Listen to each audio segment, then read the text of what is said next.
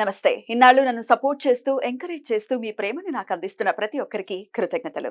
అలాగే ఈ వీడియో కూడా ఖచ్చితంగా మీకు ఉపయోగపడుతుంది. లైక్, షేర్ అండ్ సబ్స్క్రైబ్ చేసి మీ సపోర్ట్‌ని నాకు అందించండి. అలాగే ఈ వీడియో పట్ల మీకున్న అభిప్రాయాన్ని కామెంట్ సెక్షన్‌లో కామెంట్ చేసి తెలియజేయండి. ఇప్పుడు వీడియోని చూద్దాం. నమస్తే. Welcome to our channel. నేను పద్మిని. ప్రస్తుతం మనతో పాటు ప్రముఖ astrologer, numerologist and life coach Sudha గారు ఉన్నారు. మాట్లాడదాం. సుధా గారు నమస్తే అండి. నమస్కారం పద్మిని. బాగున్నారా సుధా గారు? Fine fine. నువ్వు ఎలా ఉన్నావు? నేను బాగున్నాను. Good. After long time. Correct correct. ఏయో పనులు తెలుసు కదా, నీకే ఆల్రెడీ చెప్పాను కదా.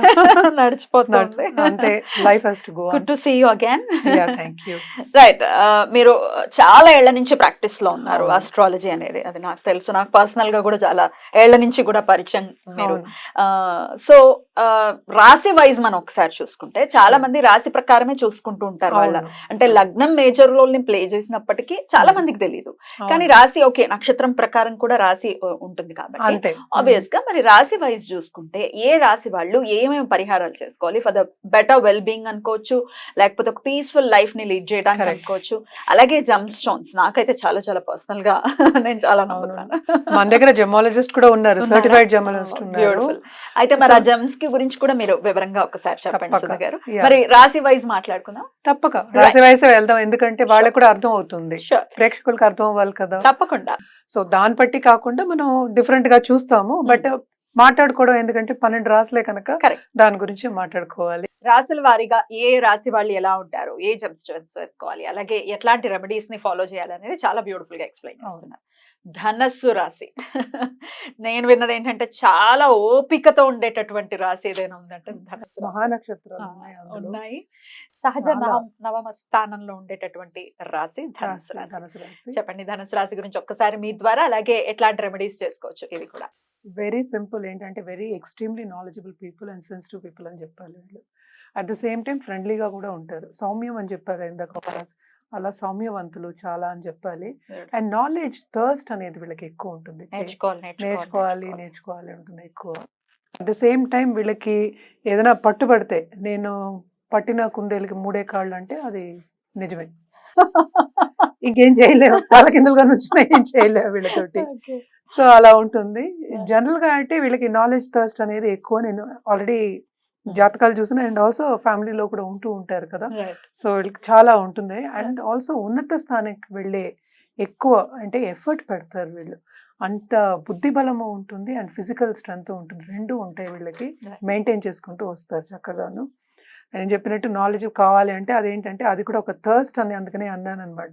అస్తమానం చదువుకుంటూ ఉండాలంటే ఎప్పుడు పని చేయాలి? So that is the minus point కదా. అక్కడ ఒక పని చేసి ఒకటి చేసి నేను దాంట్లోనే ముందుకు వెళ్తాను అనడం ఒక ఇది. కానీ ఇందులో ఏంటంటే ఎక్కువ knowledgeable people, what ever subject they want they will go on study.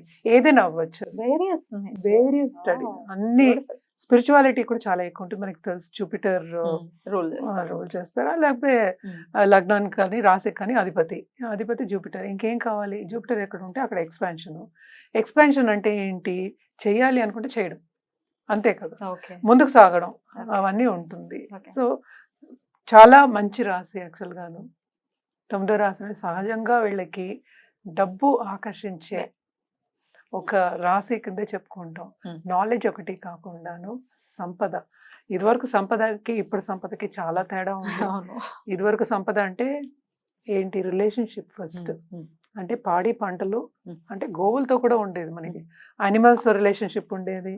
అన్నిటికీ ఏంటంటే జాగ్రత్తగా, అంటే శ్రద్ధ పెట్టి ఒకరిని చూసుకోవడం కానీ సంరక్షించడం కానీ చేసేవాళ్ళు. నేచర్ తో కూడా రిలేటివ్ గా అంతే కదా. ఇప్పుడు గోవులు అంటే ఏంటి? నేచరే ఒక భాగం, అన్ని నేచర్ లో భాగమే.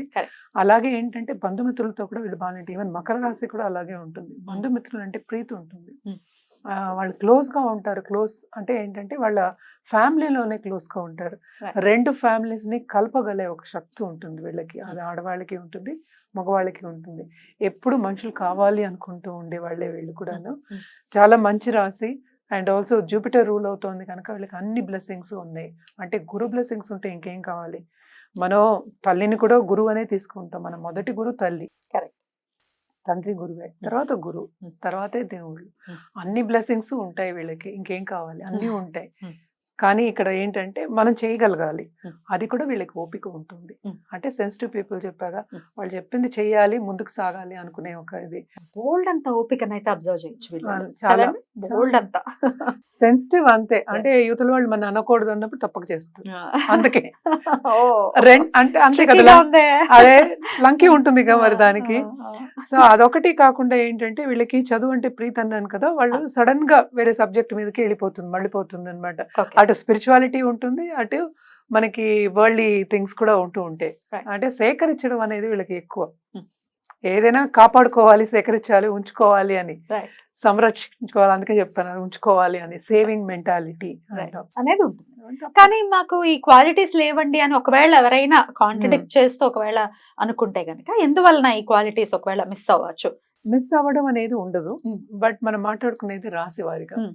ఇంకా మనకి 12 భావాలు ఉన్నాయి. ఉన్నాయి, సో మిగతావన్నీ మరి ఏమయ్యాయి మరి చూసుకోవాలి. మరి అంతే కదా. Right. ఇప్పుడు ఒక వస్తువు ఉంది, ఒక వస్తువు నీకు నచ్చచ్చు, పక్క వాళ్ళకి నచ్చపోవచ్చు. Hmm. ఆ వస్తువుతో ఒకళ్ళకి పని ఉంటుంది, ఇంకోళ్ళకి పని ఉండకపోవచ్చు. కానీ వస్తువే కదా. Hmm. సో అలాగే రాసే వాళ్ళ క్యారెక్టరిస్టిక్స్ అవే. Hmm. దాంట్లో కొద్దో గొప్ప పైకి కిందకి వెళ్తుంది తప్ప Hmm. పూర్తిగా లేకపోవడం. బేసిక్ పాయింట్స్ అయితే ఇవే. Basic points Right. ఉంటాయి, Right. కొద్దో గొప్ప ఉంటాయి అందులో. మరి వీళ్ళు చేసుకోవాల్సినటువంటి పరిహారాలు అలాగే జెమ్ స్టోన్ బేసిక్ గా ఏంటంటే దానికే వస్తున్నాను యాక్చువల్ గాను. జెమ్ స్టోన్స్ జనరల్ గా అయితే హెల్త్ విషయం కానీ లేకపోతే కుటుంబ పరంగా కానీ పుష్యరాగం ఇస్తాం, వైట్ స్టోన్ ఇస్తాం ఎక్కువ. తెల్ల పుష్యరాగం, తెల్ల శ్వేత పుష్యరాగం. పుష్యరాగం, వైట్ ది, లేకపోతే ఉత్తి పుష్యరాగమే అంటాం. Hmm. వైట్ ది అని ఎందుకు చెప్తున్నానంటే డబ్బు కావాలి, లేకపోతే కెరియర్ లో ముందుకు రావాలి. Hmm. అంటే మనం సంపద మనకి రావాలి. ఈ కాలం సంపద నేను చెప్పినట్టు ఒక వస్తువు కొనుక్కోవాలి, ఖరీదైన వస్తువు అంటే ఒక ఇల్లు, నేను అనేది బ్రాండెడ్ కారు అలాంటివి కొనుక్కోవాలి అన్నప్పుడు మనకి కెరియర్ బాగుండాలి కదా. సో ఆ సంపద కావాలి అన్నప్పుడు కనక పుష్యరాగం అనేది ఇస్తాము. ఈ 2 స్టోన్స్ ఏంటంటే ఎప్పటికీ బెనిఫిట్ కనుక, బెస్ట్ బెనిఫిట్ అన్ని గ్రహాల్లోకి కనుక, చల్లని చూపు కూడా ఉంది కనుక, అన్ని బ్లెస్సింగ్స్ ఇస్తాడు కనుక జూపిటర్. వేసుకుంటే పెద్దగా చెడు జరిగేవి ఎక్కువ ఉండవు. ఇన్ జనరల్ గా అందరికి పడుతుంది అని. ఇన్ జనరల్ గా కనక పుష్యరాగం అందరికీ ఇవ్వచ్చు. కానీ ఇఫ్ దర్ ఇస్ డిఫరెన్స్ అంటే ఏంటంటే ఏదైనా నెగటివ్ ట్రేట్స్ ఉంటే ఎక్కువ వి వోంట్ అడ్వైస్ అనమాట. పుష్యరాగం అయితే ఎస్, ఎందుకంటే హెల్త్ రీతిగా ఎక్కువ చెప్తాం కనుక అది వేసుకోవచ్చు. మనకి అనాదిగా వస్తున్న ఒక పద్ధతి ఏంటంటే ఈవెన్ మన అమ్మమ్మలు తాతమ్మలు కూడా మనకి పుష్యరాగం ఇయర్ రింగ్స్ అవి వేసుకునేవారు. ఇది అయిన తర్వాత మనకి డైమండ్స్ అయిన తర్వాత అదే సో వేసుకునే ఇప్పుడు కూడా ఇస్తూ ఉంటాం. ఏవైనా మన ఆభరణాలు చేయించుకున్నప్పుడు కూడా పుష్యరాగం వేసుకుంటూ ఉంటాం. కానీ డిఫరెన్స్ ఏంటంటే మనం ఇచ్చినప్పుడు అది రోజు ఒంటి మీద ఉంటుంది కనుక, సో అది వారంట్ అయితేనే అంటే జాతకంలో ఉంటే కనుక మనం ఇస్తాము. అలాగే పుష్యరాగాలు, కనక పుష్యరాగాల్లో కూడా చాలా డిఫరెన్సెస్ ఉన్నాయి. అంటే ఏంటంటే రేట్లో డిఫరెన్స్, క్లారిటీలో డిఫరెన్స్, కట్లో డిఫరెన్స్, కలర్లో డిఫరెన్స్. సో దాన్ని బట్టి ఏంటంటే రేట్ ఎక్కువ అవుతూ ఉంటుంది. జనరల్గా మనం చెప్పేది 3 క్యారెట్స్ పైన. సో 3 క్యారెట్స్ పైన అది గోల్డ్లోనే, సిల్వర్లో చెప్పం అసలు. కావాలంటే పంచలోహాల్లో వేసుకోవచ్చు, అది కూడా పెద్దగా అడ్వైస్ ఇవ్వం, ఎందుకంటే బెస్ట్ బెనిఫిట్ అయినా. సో తప్పక ఏంటంటే గోల్డ్లోనే వేసుకోవాలి. గోల్డ్ కూడా అధిపతి ఆయన గురువే కాబట్టి అందుకే చెప్తారేమో. అది కూడా ఉండొచ్చు, కానీ జనరల్ గా అయితే గోల్డే చెప్తాము. ఎందుకంటే ఆ కలర్ కూడా అంతే. ట్రూ. ఎందుకంటే బరువైన ఒక వస్తువు పెట్టుకోవాలి అన్నట్టు, ఎందుకంటే ఎక్కువ బలం ఉన్నది. ఆయన కూడా మనం చూసాం, ఒక బ్రాహ్మణ్ణి చెప్పుకుంటాం, బలంగా కూర్చున్న ఒక చోట కూర్చున్నట్టు చూపిస్తాం. సో అందుకోసమనే గోల్డ్ అన్నిటికన్నా ఎక్కువ ఖరీదైనది గోల్డే కదా. అప్పుడు నేను చెప్పినట్టు జాతకాలు కన్స్ట్రక్ట్ చేసినప్పుడు ఆ సిలబస్ వాళ్ళు పెట్టినప్పుడు అప్పుడు అదే ఉండేది ఎక్కువ గోల్డ్. అంటే ఇండియా మొత్తం అదే ఉండేది గోల్డ్, అండ్ ఈజీగా దొరికేది కూడాను. మనకి అందుబాటులో కూడా ఉండాలి కదా, నాట్ ఓన్లీ ప్రైస్, ఈవెన్ అందుబాటులో ఉండాలంటే వెళ్ళి కొనుక్కోగలగాలి. సో మనకి ఎప్పటి నుంచో ఆభరణాలు ఇవ్వడం అనేది మనకు అలవాటు కనుక గోల్డ్, ఎవరైనా ఫ్యామిలీలో ఆభరణాలు ఇస్తూ వచ్చారు కదా అలా జనరేషన్స్. సో అది ఈజీగా మనకి దొరుకుతుంది, అండ్ ఆల్సో ఈజీగా అందుబాటులో ఉంటుంది, వెళ్ళి చేయించుకోగలం. గోల్డ్ వేసుకోవాలి, 4 ఫింగర్ వేసుకుంటాం, రైట్ హ్యాండ్ ఎక్కువ. కొంతమందికి లెఫ్ట్ హ్యాండ్ కూడా చెప్తాం అన్నమాట. రెమెడీస్ అయితే ఏం చెప్తారు? తప్పక శివుడికి చేయమంటాం, హనుమంతుడికి, శివుడికి, అలాగే గురు జపం చేసుకోవడం అనేది మంచిది. ఎవరికైనా అనారోగ్యం అలాంటివి ఏమైనా ఉంటే తప్ప మహామృత్యుంజయం చెప్తాం, మృత్యుంజయ హోమం కూడా చెప్తాం. అలాగే ఏంటంటే ఇప్పుడు పిల్లలు పుట్టాలి, ఇప్పుడు చాలా మందికి మనకి తెలుసు కదా, ఇదివరకు లాగా న్యాచురల్గా చాలా తక్కువ. ఎందుకంటే క్షణాల్లో పనులు అయిపోవాలి అనేవాళ్ళు ఎక్కువ మంది ఉన్నారు.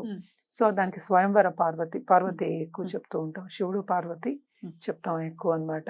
తప్పక ఇవన్నీ చేయొచ్చు. అలాగే నవగ్రహాలకి ఎప్పటికైనా సరే చిన్న పరిహారం అంటే షార్ట్ కట్ అంటే నవగ్రహాలకి థర్స్డే వెళ్ళి శుభ్రంగా ప్రదక్షిణ చేసుకుని దండాలు పెట్టుకుని కోరిక కోరుకుని రావచ్చు.